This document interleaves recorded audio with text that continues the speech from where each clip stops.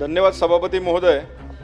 मी आज या महत्त्वपूर्ण महिला सक्षमीकरण व शेतकरी हिताच्या विधेयकाचे समर्थन करण्यासाठी उभा आहे आणि काही थोडक्यात मी काही सूचना माझ्या आहेत त्या मी मांडणार आहे। खरं तर एखाद्या देशाची प्रगती ही केवळ आर्थिक विकासावर मोजली जात नाही, तर त्या देशातील महिलांना मिळालेल्या संधी आणि स्वावलंबनावर मोजली जाते।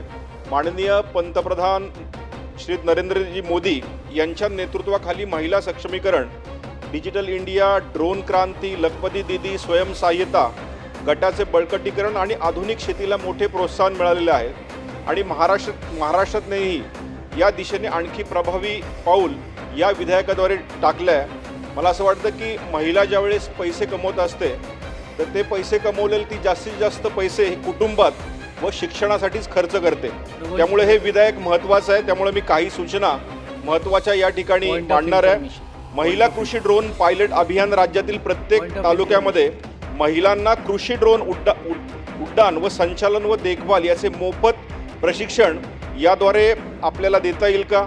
महिला बचत गटांना कृषी ड्रोन उपलब्ध करून देणे व महिला स्वयंसेवक सहाय्यता बचत गटांना 80 ते 100% अनुदान अथवा अत्यल्प व्याजदरावर कृषी ड्रोन उपलब्ध करून द्यावेत। यामुळे महिलांचे स्वतंत्र कृषी सेवा उद्योग निर्माण होतील।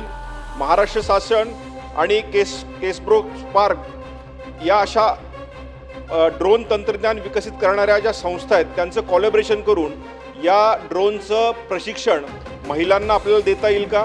प्रत्येक जिल्ह्यात ड्रोन कृषी उत्कृष्टता केंद्र प्रशिक्षण, दुरुस्ती व तांत्रिक मार्गदर्शन व संशोधनासाठी ड्रोन उत्कृष्ट केंद्र स्थापन करता येईल का?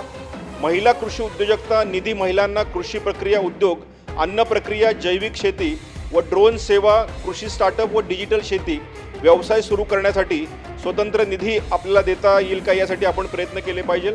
ड्रोनसाठी कर्ज प्रक्रिया करत असताना महामंडळाकडनं अनेक महामंडळ आपली चालू आहेत, पण प्रक्रिया ही बिनव्याजी आपल्याला करता येते का याकडे आपण लक्ष दिले पाहिजे। आणि काही महत्त्वाच्या 2 सूचना मी मांडतो।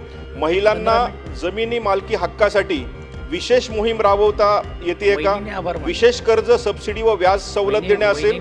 महिलांसाठी कष्ट कमी करणारे तंत्र निर्मिती आपल्याला याद्वारे करता येते का? आणि महिलांना नेतृत्वात सहकारी संस्था व FPOची निर्मिती करावी यासाठी आपण प्रयत्न करावे। मी पुन्हा एकदा या बिलाचे व सरकारचे मनपूर्वक अभिनंदन करतो। धन्यवाद। आमचे अमितजी गोरखे साहेब यांनी ड्रोन बाबत त्यांनी सांगितलं की निश्चित प्रकारे महिला शेतकऱ्यांना प्रशिक्षण देण्यावर त्यांनी सुचवले। ड्रोनचे प्रशिक्षण व त्यांना वापर करणे कृषी विभागाच्या योजनेमध्ये समाविष्ट आहे।